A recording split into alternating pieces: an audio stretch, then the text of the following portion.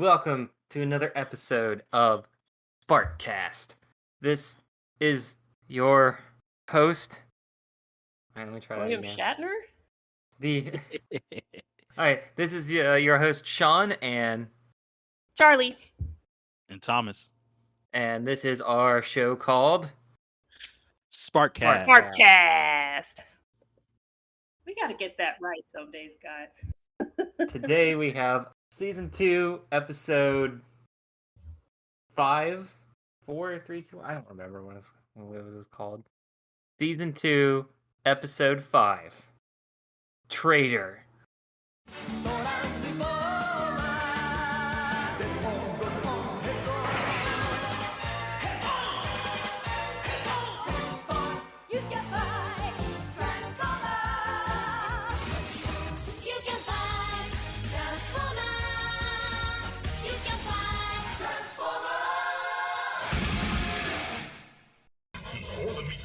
He's a robot in disguise.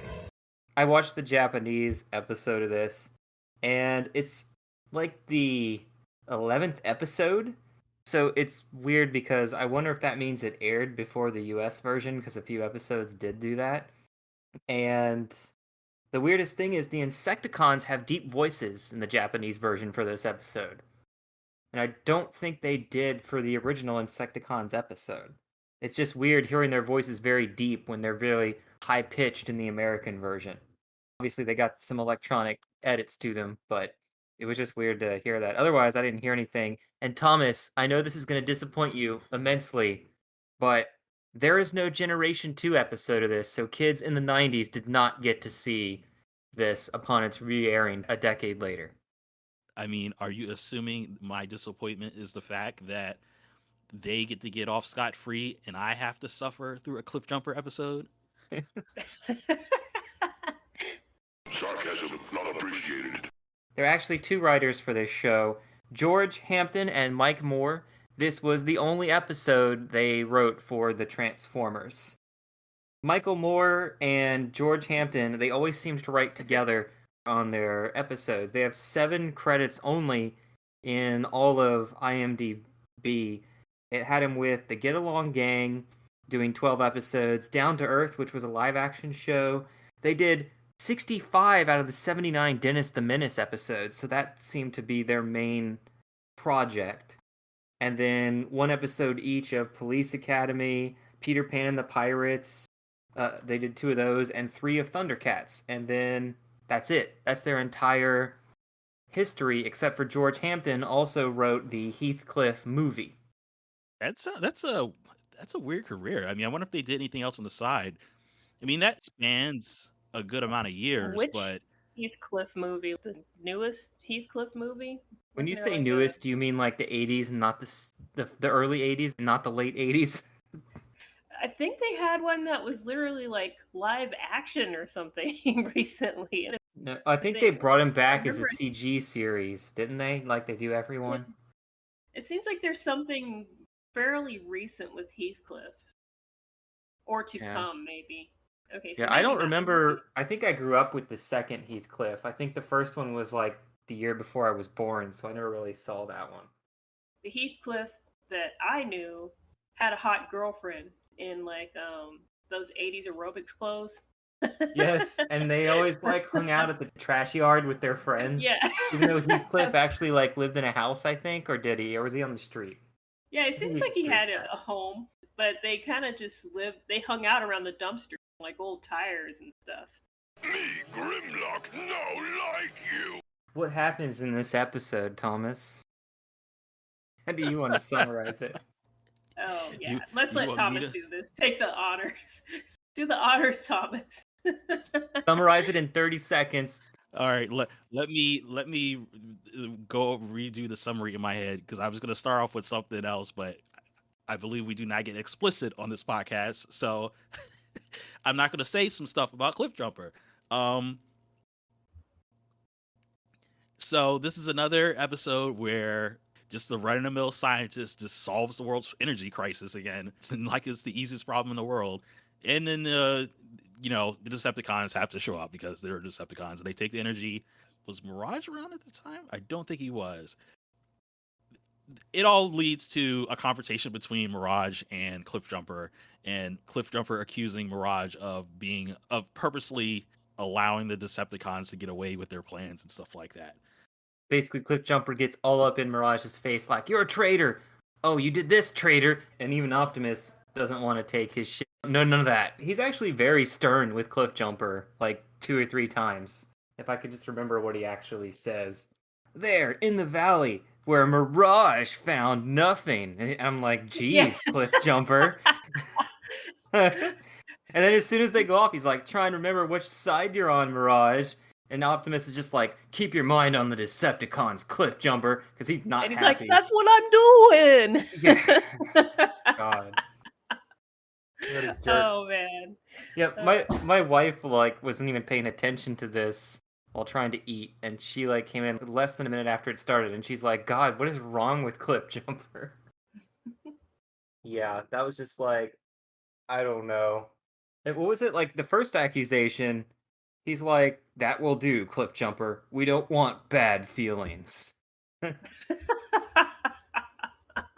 Yeah, God. he's just accusing, and he's accusing without evidence. Like this is, for all we know, this is the first time that Mirage has made any kind of mistake or like was just happened to drive through there hours before the Decepticons built their base. But Cliffjumper's like, "Oh no, we could have been fighting Decepticons. I can't fight Decepticons. It must be because you failed, Mirage." So was there any actual backstory to this at all? Like, was there any bad blood between Cliffjumper and Mirage before this episode? Because that's what it No. seemed like.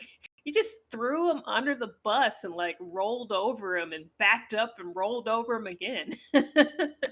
Like throughout the No, episode. Charlie, there is no justification. That's who this character is. He's been this way in several iterations. He just does this crap all the time with no justification.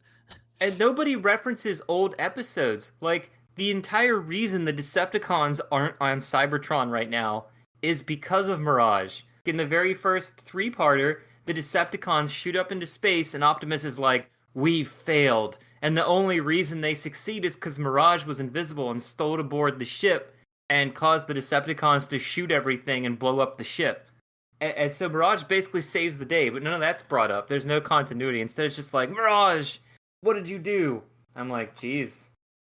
It's never brought up because Cliffjumper is a fool. He doesn't care. So Thomas, you want to know something funny? This is one of the episodes I remember the most from watching them in college, like 15 years plus ago. Because Cliffjumper sucks that much. No, because I don't know why this episode just stood out for some Because reason. Cliffjumper sucks that much. That's why. So, all right, let's see if we can get away from Cliffjumper for a few seconds. The episode starts with this experimental energy, which doesn't make any sense. You know, last episode they solved the energy crisis with the space satellite, but they make something called electrocells. Is anybody a scientist? Do electrocells really exist? Just sounds pretty generic. Usually like I try to look up some of this fancy stuff. an but- electronic cell, okay, that It just generates sounded energy. like technobabble to me. It was like, let's just put two Yeah. words together. I mean, I was Yeah. still just taken aback by, okay, wasn't the world's energy problem just solved like the day before? Like, Yeah, and I'm pretty sure they're writing all these episodes and approving them at different times. But yeah, it would just seem like well, by the time I season mean, 2 comes along, why do we need any more scientists? Or season Well- like halfway through. I mean, I could understand this if they were actually going through like a real life gas shortage at the time, but that was in 1979. I mean, that was years before this episode, and it wasn't an actual shortage of gas. There was gas. There was just a problem that messed up the supply chain. That's all it was. Hmm. So it's odd that Transformers, the writers, continually go to that well of like, this is the top problem that's happening in the world today. If scientists are doing any work, it's focused on that, solving that problem. Mhm. Well, this is future Earth, kind of, isn't it? Or where would we place this in time, really? Or is this really No, it takes I some would place say in the 80s. modern day. Yeah, I Yeah, would it's say just modern modern day. day 80s? It's only the Okay. Transformers that have, yeah. It's like everything in the 80s. Like you watch Ninja Turtles, they're always like, I've got this new energy device. And Shredder's like, "I'm going to go steal it to power the Technodrome." Mm. which is kind of ridiculous because that becomes the plot for like half the series. But yeah, so basically, electro cells, I don't think they're real. There's electronic cells, but that's probably not what they're referring to because they specifically say electro. But I do like how out of character Megatron is this episode. It's kind of hilarious. The humans are like, no, it's gonna be destroyed. And Megatron's like, you heard the human. Exercise extreme caution when he hands it off. I'm like, you're finally learning from your past mistakes, Megatron, and actually, listening when people tell you something is dangerous. Like, normally you always ignore Starscream's warnings that something's unstable. But this time, the roles are reversed. This time it's Starscream who just says, I don't need to do this. I'm just going to hit some buttons. And Megatron's like, you fool. Oh, that part was funny because he not you simplified it. I mean, he basically went on a long rant. There was a whole long setup with that because Megatron was seeming unsure about, I guess, starting the process of siphoning the power, and then that kind of just pushed Starscream to just say like, "You're a terrible leader. We need a leader who takes charge. Get out of the way. I'm going to show you what real scientists think and how careful I can be in doing this." Well, no, he was saying a real leader would take action. He wasn't even going to. Yeah. Yeah, he was just like, I'm going to do this now because I'm a real leader. And he was really laying it on thick to Megatron, like, Well, about yeah, he how was bad basically his talking leadership about is. like, yeah, be a real leader and not being so fearful. Like, if you have the knowledge, you can go ahead and forge ahead. Which at first I was just like, oh, he's probably going to succeed because he's supposed to be one of their best scientists. So, but then of course, like you said, it fell apart. Luckily, I was surprised that the explosion wasn't as bad as the scientist said. I mean, the scientist was implying that like this energy is unstable and that if you set it off, it's gonna do some serious damage. It seemed to me like it would be like nuclear almost. Why would he even listen to this scientist as he's saying, "You don't know the danger"? It's like, do they really care? They just smashed the roof, the dome of the laboratory, and just reached in and grabbed it. And Yep. I don't think they care how dangerous it is because this is what they do all the time with the energy producing technology that they keep trying to make in these labs. There is a really funny scene, though. Probably the best dialogue is Cliffjumper goes up and is trying to grab the electro cell and goes, "Come to Papa," and Starscream flies and lands down and just says, "Not so Hey, fast, Papa." I did like that. I did catch that. Yeah, that was pretty dumb. But then you also get to see Cliffjumper shot like point blank range, for you, Thomas.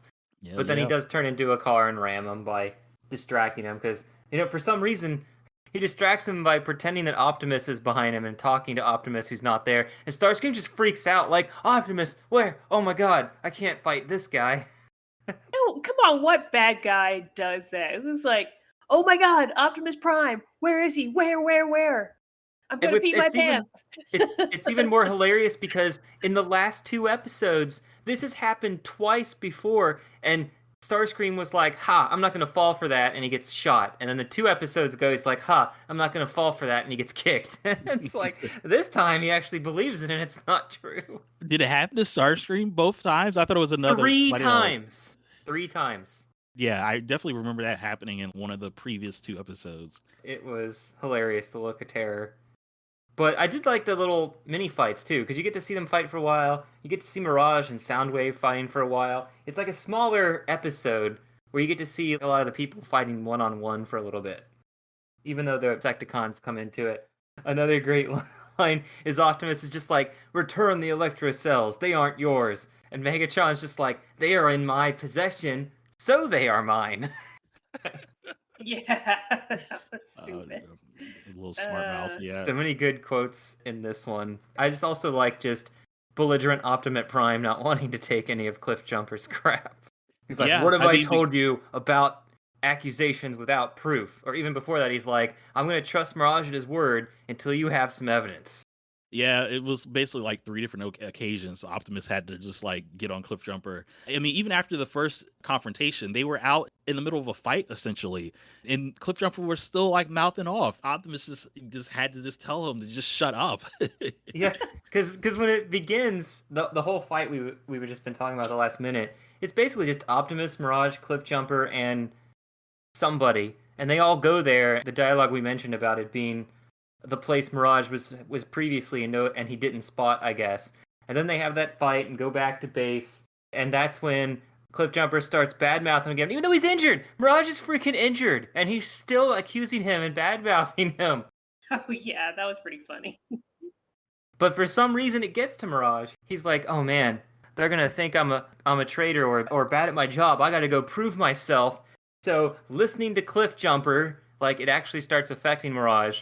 In the prior fight, he actually pulled off the Decepticon insignia from Thundercracker. So he goes to where the Insecticons are, finds out that they given Energon cubes by Megatron. So he goes and steals the Energon cubes, drops the Decepticon symbol there, and then takes them back to Megatron's base because he wants the Insecticons to think that Megatron took them back. And then Cliffjumper's right there on a cliff, coincidentally, and he's like, "Aha! I knew he's a traitor," and he's about to like shoot him to death without even like considering that anything. He's like bloodthirsty to kill his own people. If Starscream hadn't caught him, Cliffjumper would have killed Mirage.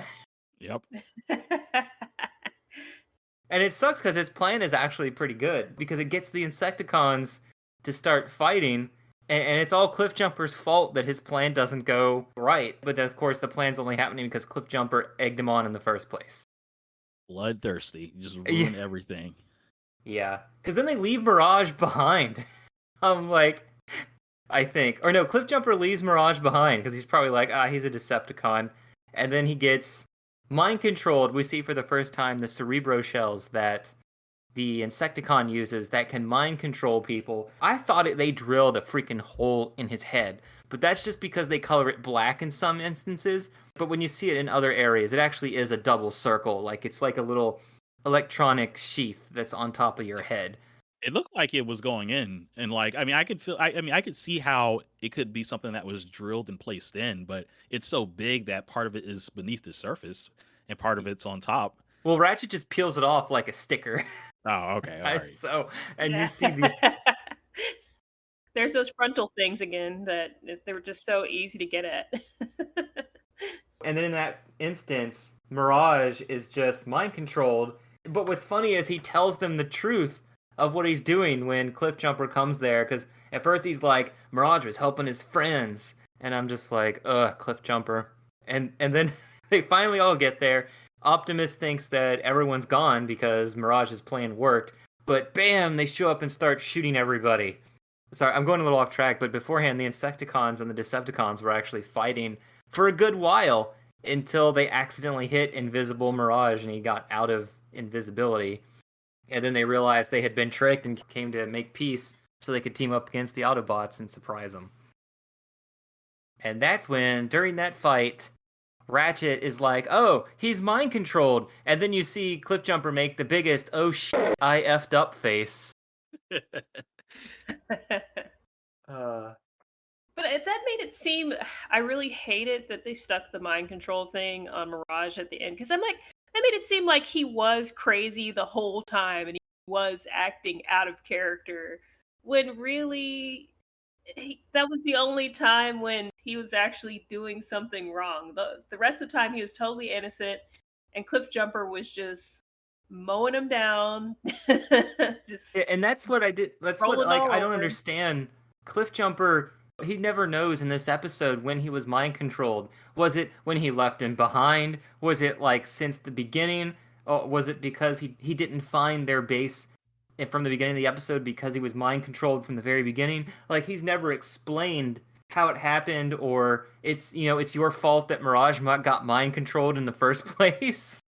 Well, just I think would he had say that an Autobot with any common sense, they would realize that he wasn't mind control the whole time because when Ratchet examined him, he was easily able to see, oh, he's being mind control and took the thing off.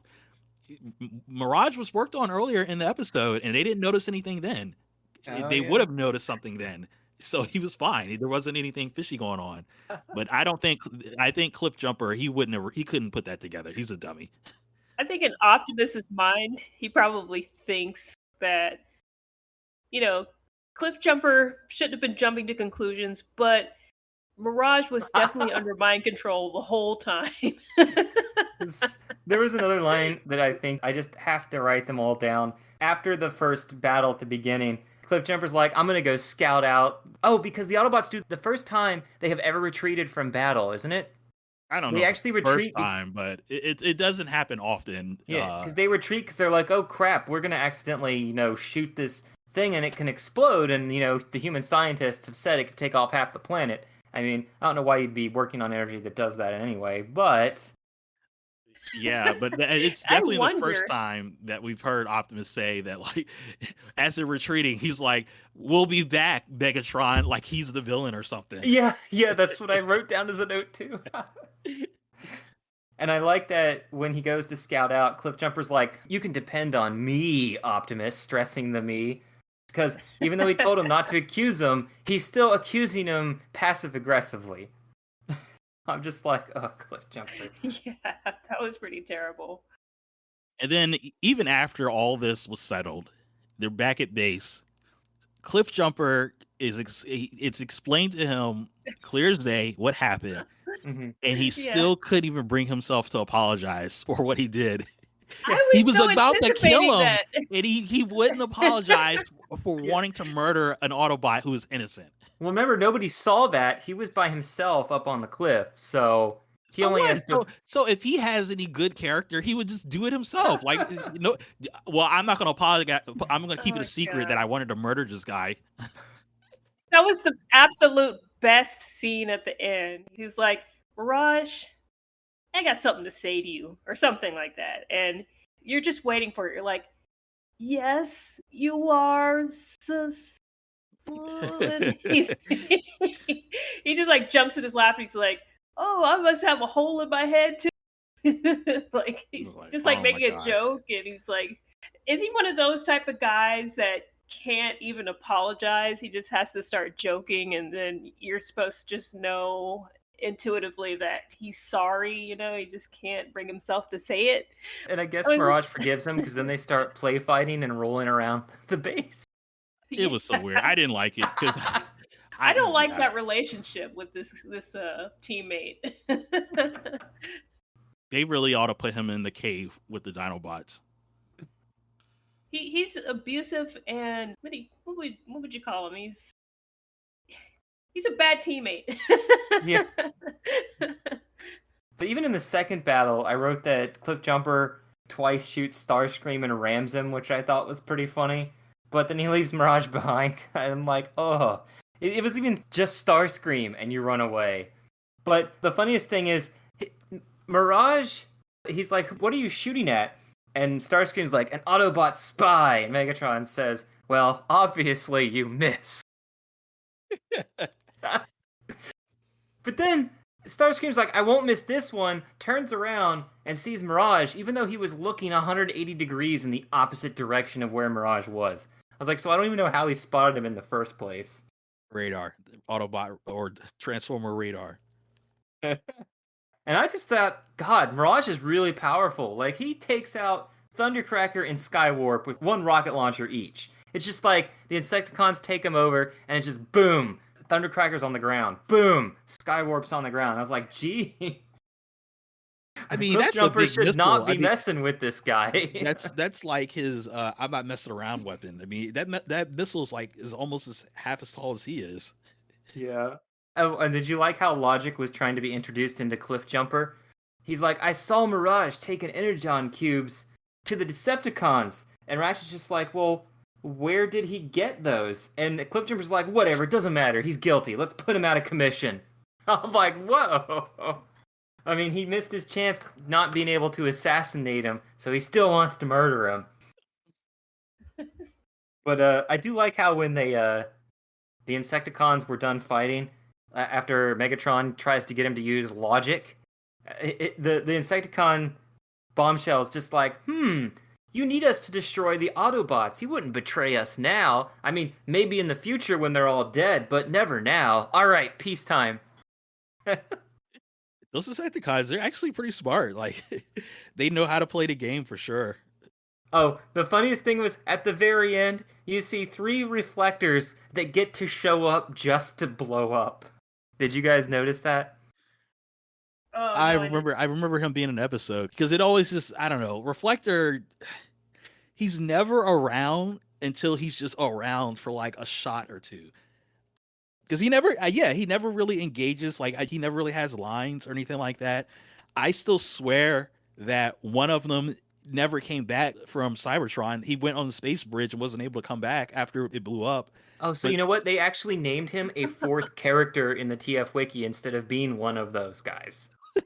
okay, so it's part of the continuity that It's one not. of It's them what is fans, gone. you know what? It's what fans make up. So it's like, who knows Well, if it's take it true? up. He's gone. You can't go through the bridge. The bridge blows up. You don't come back. But yeah, that's pretty funny that he's just here, just again, just for like 2 seconds, and it's Die. just to be be killed or not killed, but just get blown up. And how was that dramatic ending for Megatron? First, the thing blows up. Luckily, not the Earth, only that area. And Megatron's just on the ground, like the Electro cells. They were meant for me. They were He's just like, I'm They like, were in his God. possession. They were his. Was that his only hope? Was that like just the last card he had to play or something? That was the final attempt. Yep, for sure. There's definitely not going to be another scientist that solves the world's energy crisis. Is this still about him owning the energy cells? Like, those were in my possession, therefore I own them. I had physical ownership. All the things before this, I was just using other people's things, and it didn't matter. Those were actually mine.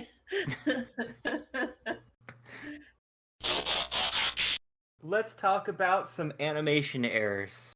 Anybody got any good ones? What did you think about the size of the Decepticons at the beginning? Them smashing the roof and the hands reaching in, like the size of the hands versus the size of, I guess, the top of the dome and the thing they were pulling out and the size of the hole. Did the hand seem a little large going through there? Like it got too big when it was coming toward the camera or something? Yeah, like it got huge so that they could just pick up the whole energy assembly thing and just rip it out of the top. And then the humans were kind of there for scale, so the Transformers, the Decepticons in those shots, they just seem like giants. They seemed tiny at first on top, and then it just got really, really big, bigger and bigger. Yeah. And also, did they forget what they actually stole later? They stole that giant circle dome thing, right? And then later in the episode, when Cliffjumper's trying to claim the Electro cell, when he says, "Come to Papa," it's like a giant square battery with 2 things poking out. And I'm like, that's not the same thing they stole from the beginning. What's going on here? Well, that's true. Did they take that out of the assembly or something? I didn't notice, but they were stealing a big thing that I thought the whole thing was going to be the thing that they were going to use, like this huge energy generator thing. But yeah, you're right. They set it up with like some tiny little squares at the end, pretty much. But I already mentioned this Cerebro shell. Like, I even thought it was a hole in the head the whole series back when I was watching it again. But no, it's just a chip. They just sometimes paint it all black, or they paint it the same color as head with 2 circles on it. And yeah. But did you guys catch the double Starscreams where Megatron's like, "No, my energy cells," and shoves Starscream out of the way? No, like double Okay. Starscream. What happened But I did there? think he would have pushed the real Starscream out of the way. He would not have done that to Thundercracker or Skywarp. That's rude. Why would you say that? That's how I know which one was the real Starscream. Yeah, that's a miscolor. He wouldn't do that. One thing I noticed is some of the backgrounds would sometimes show the Ark with 2 engines instead of 3. And I wondered if it was because it was a far away shot or the way it was angled, or if they just forgot that it was 3 engines that were showing and not 2. Because I think that happened in the last episode too. And I just didn't catch it till I was watching it again. But yeah, but that's it. I didn't notice too much animation errors though, because I was really invested in this episode, Thomas. Not really invested, but it's the whole everyone was interesting. All his terrible accusation lines, all the great lines from Starscream, Megatron, and then Optimus telling Cliffjumper to shut up. So there was a lot of fun dialogue in this one. So again, no deleted audio this episode. We only got 2 more coming up that will have that. And oh my god, this is so ridiculous. I don't understand why when we're watching these in the order, I think of the air date, and that's how they are on the Rhino DVDs.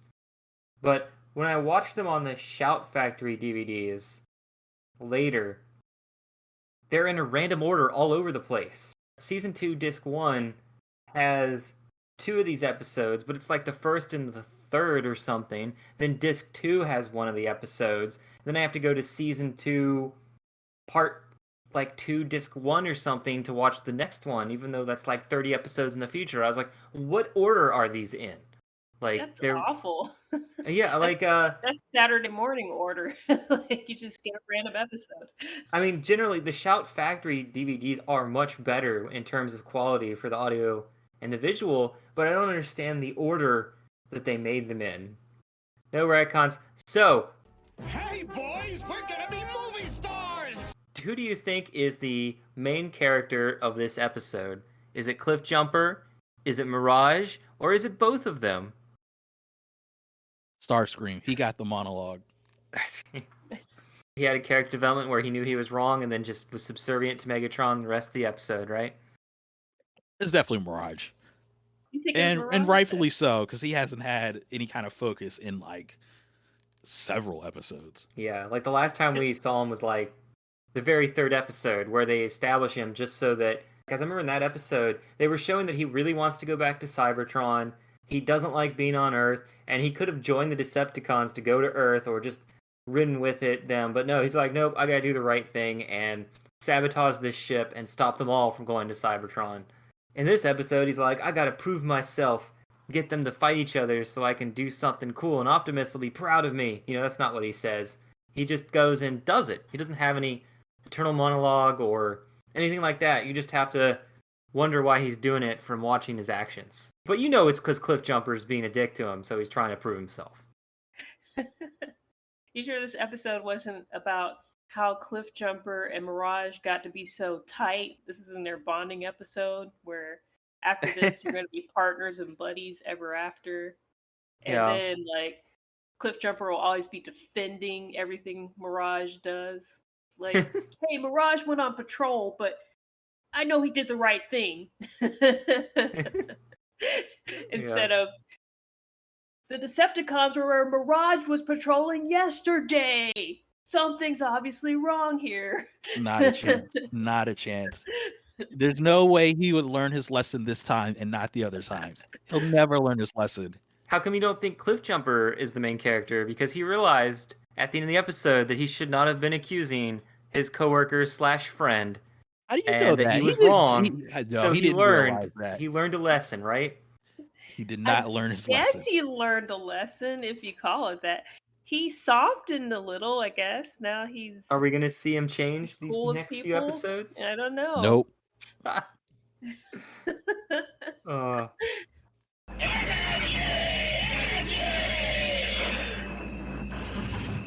Megatron's energy was a fictional electro cell thing.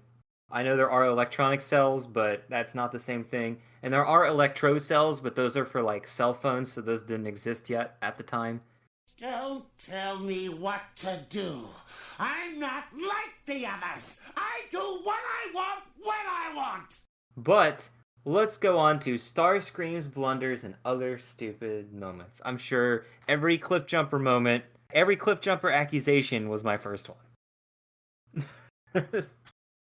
Was that yours too, Thomas? His face.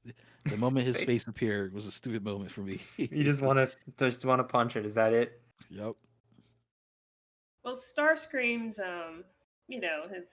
his ambition to take action and start up this machine. I mean, yeah. It's funny Yeah. because he only pushes one button.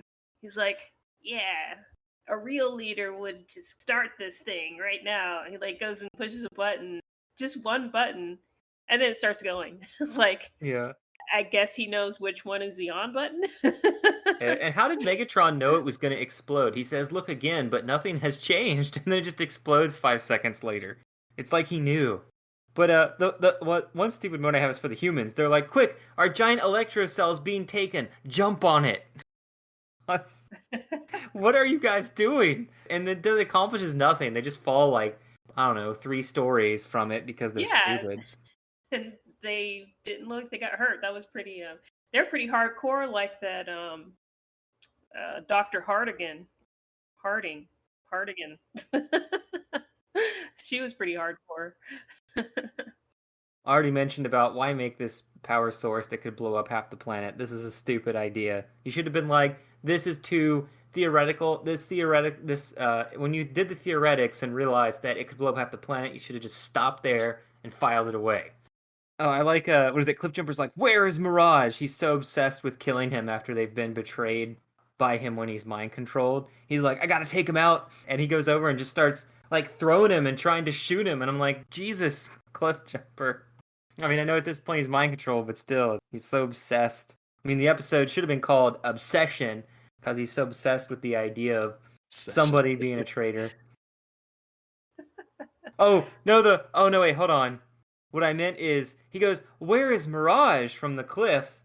I guess my mind was clouded by his obsession with killing. But he goes, "Where is Mirage?" And he's looking down through his assassination rifle, and he doesn't notice the footprints that are clearly visible on the ground where Mirage just was. You know what? Yeah, I did notice that. I thought that was like sarcasm. It was like, what do you mean? Like, who else is? We're looking at footsteps. I mean, I think it was just he was so obsessed with killing, he couldn't think straight. He was just like, "Where'd he go? I gotta shoot him! Shoot him!" Do you guys have any other stupid moments of note? What about the name of the laboratory? Dumb. Well, it was generic. Oh. It was just like the experimental energy research laboratory or something. It was just very generic. called Earl. Is that was what it's called? EERL. Oh man. Before we do the character spotlight, there is something funny I wanted to mention. So the Mirage as a traitor aspect would show up again a lot more. I don't know why. Robots in Disguise would actually have him turn traitor, but he was really just pretending. Because what happened is he was on the roof and he didn't shoot at anyone because he realized that it was a chemical plant the Decepticons were at, and he didn't want to blow anybody up. So they're like, "You helped the Decepticons because you didn't fight, you didn't shoot at them." And he's like so annoyed of being accused, he just leaves. And and he realizes that the Decepticons put a listening device on it. So then he starts pretending that he's so angry he wants to join the Decepticons so that they'll hear him and recruit him, and then he can try to, bring them down from the inside or something and prove his loyalty that way. But this was in the early 2000s one that's like the really anime style where Optimus was a fire truck. And the Dreamwave comics use this as a plot point as well, but it was just because Shockwave says the war ended and anybody who doesn't join him will be a war criminal. So Mirage is just like, F it, I'm going to go. Of course, come to be like that's not really how Cybertron is, and he turns around and joins them again. And in the IDW comics, Mirage was literally kidnapped and brainwashed to be a sleeper agent for the Decepticons to do stuff for them to help their war effort. And I'm just like, geez, guys, you really, like when I first read that, I was like, oh, now we're turning him into an actual traitor. Okay, good job, guys. But yeah, so character spotlight, Cliffjumper. Thomas? Do I have to read this quote? Yes. His character quote is strike first, strike fast, strike hard. Think later. Pretty much. All right. Do I have to read this description? Yes, well, just to hear it. Let me at him is Cliff Jumper's motto. That's not me. That's his quote. His eagerness and daring have no equal. He's driven by the desire to win the battle against the Decepticons. Finds Earth terrain a hindrance. That's definitely noteworthy. One of the fastest Autobots, often uses his speed to draw fire away from others. Shoots glass gas, which makes metal as brittle as glass. His recklessness often leads to actual blowouts in situations too dangerous for him to handle. I never noticed that. Not one bit. That last one is so true. That one middle one is not true. He does never lure fire away from others that are injured or weaker than him. He's always just rushing into battle and like, well, oh crap, now Yeah, now I'm exactly. injured. Those kind of tactics take time to plan. Like you have to analyze properly. He doesn't do any of that. It's just let's go fight. Shoot, shoot, shoot. Yeah. So his fate after the movie, I'm like, well, hold up. Let's go to alternate universes first, right? In Alternity, a separate timeline toy line that's a sequel to Binaltech. Binaltech is apparently canon, but Alternity is not because it's a separate timeline created by it, where they become more powerful Transformers. But for some reason, Cliffjumper refuses to get the upgrade. He joins the Protectors and becomes a protector of the time stream, and they're always fighting this new evil. But when they eventually defeat the giant time bad, the next storyline has Megatron taking that evil guy's powers and becoming like I guess maybe time travel Megatron. But Cliffjumper is only excited to be fighting regular Decepticons again, regardless of all I guess the crap that new Megatron is doing, because that's Cliffjumper. But Thomas, do you want to read this last paragraph? It will bring a smile to your face. Cliffjumper was one of the original Generation 1 survivors, where he was saved by Daniel from inside Unicron. However, he was never used in Season 3 or any of the 3 Japanese cartoons. He lived to fade away into existence. So, this actually doesn't make me happy because I would have liked him to have died. And he didn't fade away into existence because he appears in other in other stuff. So like he's still around. We still have to suffer him. Well, I'm talking about the G1 universe. They do not bring him back in any of the Japanese stuff, like, ever. I Oh, don't. yeah. It's just like usually there's like a paragraph here for something, but no, nothing for him whatsoever after season 2. I wonder why. Like I wonder how they feel about him. Well, also he was voiced by Casey Kasem, who left the show, so that might have been one of the reasons the writers didn't add him back, even though he survived. But usually, at least the Japanese will have some reason to use him and stuff. But yeah, I thought you were going to say that might have been one of the reasons Casey Kasem left the show because they made him voice Cliffjumper. I can That imagine would've him been having great. fun with Cliffjumper for this episode. So his original name was actually not going to be Cliffjumper, but Blowout. Seems appropriate. In fact, it's left in as Blowout in one or two of the actual storybooks. Do you want to read fun facts, Charlie? Sure. Cliffjumper was a small-sized figure because he was part of the micro change line in Japan. He was brought over and incorporated into the Transformers line in order to make the line look bigger than it was, since there were only 3 toys in this line, or 7 if you include the ones incorporated from that US line that was taken over in a prior podcast. Cliffjumper was released as a yellow variant, and Bumblebee was released as a red variant under the official Transformers line in the US. In Japan, he even had a blue variant in the original microchange line. What's the point of that? Why change the color? You remember a few podcast episodes ago where Brawn, Windcharger, and Gears were all from that weird. Technically, it was a U.S. line, but then it actually was released in Japan first, and then came back over here as Transformers. That they were released in the exact same, like, third wave of micro change figures together, which is really weird. And in Mexico, apparently they have 5 versions: red, yellow, blue, silver, and white. Silver is cool. And in Brazil, not only does he have his original, he's got a golden black version, a white, a green, but the green and white versions have different heads for some reason. And these were all Cliff Jumper? Yep, all Cliff Jumper. They were all the same body. They were just different colors. Yeah, just all different colors, except for those 2 white and green ones in Brazil that had different heads for some reason. That's really weird. That's dumb. Like, I can't believe people would have bought that. Maybe they just ran out of different plastics and they just had to make it out of whatever. Okay, we've got the mold that we got from Japan for the figure. Just pour our random plastic in that's available in this country. I guess he's going to be brown this time. Yeah, well, I wonder how many of those were, like, obviously probably unofficial.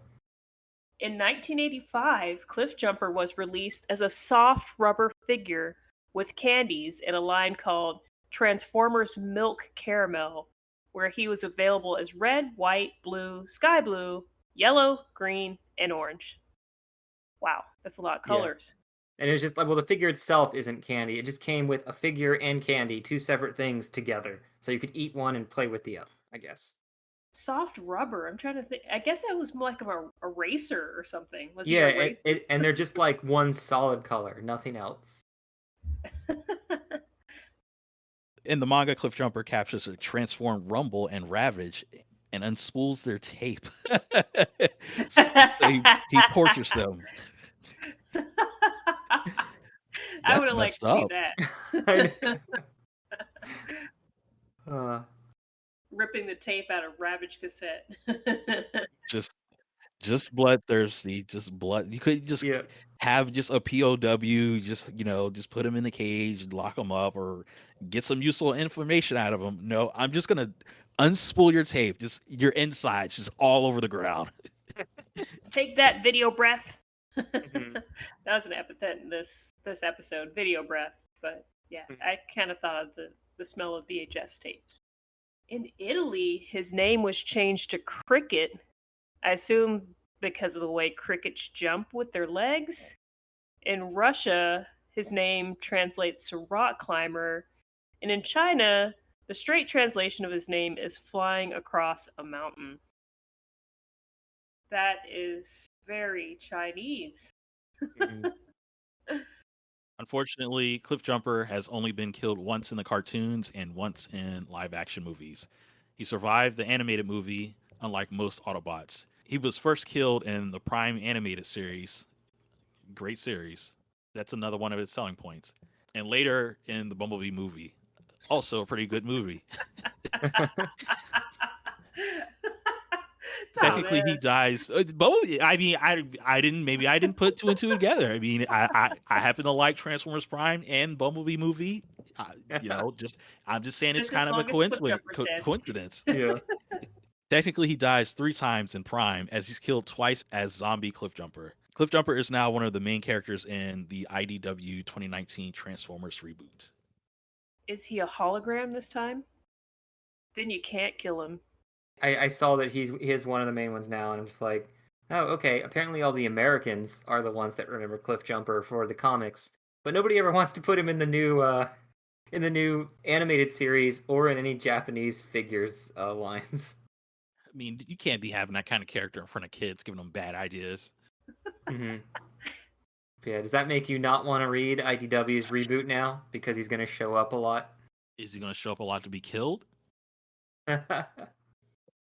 I'm probably not, since they just rebooted it. So, I mean, they did just kill off like every Transformer in the final Unicron storyline. So, I mean, including Cliff Jumper, but then everybody died in that story. So, well, like 90% of all the main characters died in that final crossover story.